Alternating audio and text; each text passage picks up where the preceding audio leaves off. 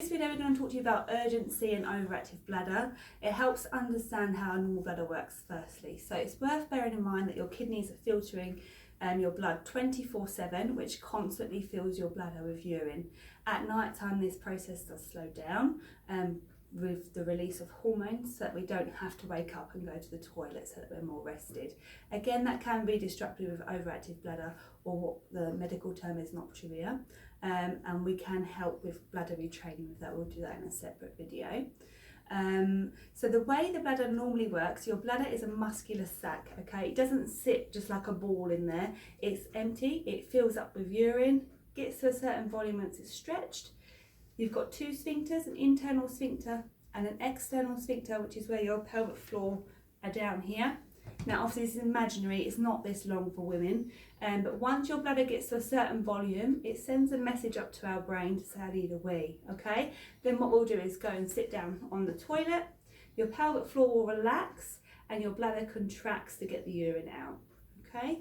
And it's worth again bearing in mind that no one ever fully empties the bladder. We'll always have about a teaspoon left in the bladder. So if we all sit on the toilet for a minute, we can always get a little dribble out. So the people that say, oh, you know, I can always get a bit more out, that is normal as well. It does differ again with prolapse, and I will cover that in a separate video as well.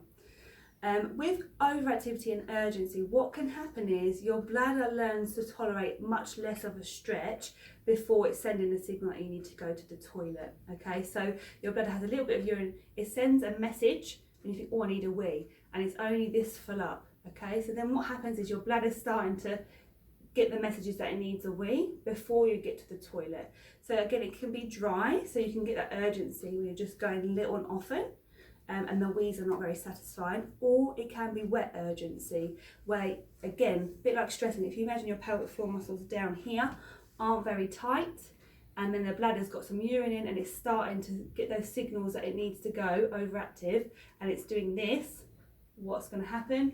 We're going to leak a little bit as well. So that comes with overactive bladder, okay?